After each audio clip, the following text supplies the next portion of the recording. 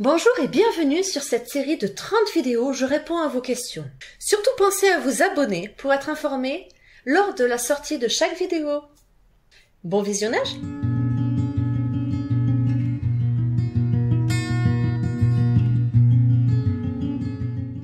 Être Asperger peut-il être un avantage dans le monde du travail? En France, non. Soyons honnêtes, en France, non. Lorsque je travaillais en tant que salarié, lors de mes entretiens individuels, on me disait « Oh, savoir-faire, impeccable. Savoir-être, il y a du boulot. » Et ce savoir-être, il n'y a pas grand monde qui nous l'explique au travail. Je suis désolée, mais aller boire un verre après le boulot, ça m'a jamais intéressé. Manger le midi avec les collègues de boulot, pas toujours pratique, évident, envie. La pause clope, j'en parle pas. Donc, comme justement, dans le système du travail français, la plupart du temps, c'est plus le savoir-être qui est valorisé que le savoir-faire. Même si le savoir-faire est important. Ça, je dirais que c'est le gros des inconvénients d'avoir le syndrome d'Asperger. Quand on demande des aménagements de poste au niveau de la médecine du travail, quand ça a été mon cas et j'ai demandé, on m'a répondu, bon, on va parler de votre hyperacousie, mais l'autisme, on n'en parle pas, faut pas trop vexer le patron. Ok, voilà. Le gros avantage, ça va être que vous êtes bon dans votre domaine. Vous êtes bon, vous connaissez votre métier, vous pouvez travailler pendant des heures si ça vous passionne, les patrons, ils sont gagnés à 100%. À Airbus, j'ai entendu dire qu'il y avait tout un service justement pour aménager les postes et le milieu de travail de leur ingénieur Asperger. Je suis pas allée plus loin, j'ai pas poussé mon enquête, mais si c'est vrai, c'est vachement intéressant. Par contre, en France, il est interdit de marquer sur une offre d'emploi que ce sont des personnes Asperger qui sont recherchées. Par contre, en Angleterre, je suis déjà tombée sur des offres d'emploi où c'est stipulé.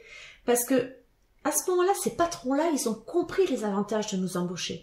Ils ont compris que s'ils nous font travailler dans notre domaine, on va être plus que performants.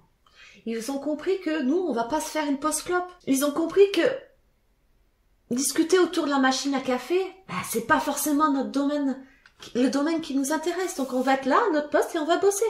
Et ceux qui ont compris ça, et ceux qui mettent ça en place, et qui vont rechercher ce genre de profil-là, c'est tout bénef. Mais en France, on n'a pas le droit.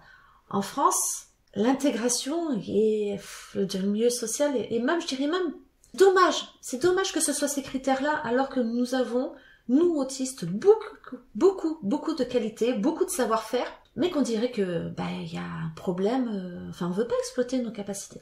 Du coup, c'est vrai que moi je conseillerais à tous ceux qui le peuvent, devenez indépendants. Tous ceux qui le peuvent. Oui, vous avez besoin d'un petit accompagnement, peut-être, mais si vous en avez la possibilité, exploitez votre centre d'intérêt restreint et au maximum devenez autonome, indépendant au niveau du travail.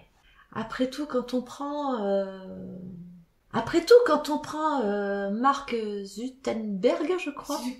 Zuckerberg, j'arrive pas, je suis désolée. C'est le patron de Facebook. Je me dis, il est autiste Asperger et patron de Facebook. Quand il a lancé cette notion qui s'est mis dans son codage, tout ça, il s'est lancé à fond et il a fait un truc grandiose.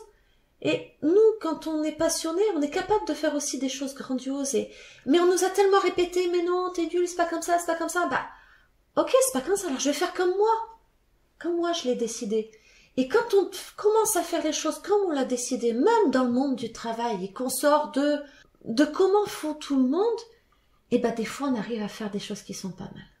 Alors, je vous conseille d'essayer. Et merci d'avoir regardé cette vidéo, et je vous dis à très vite.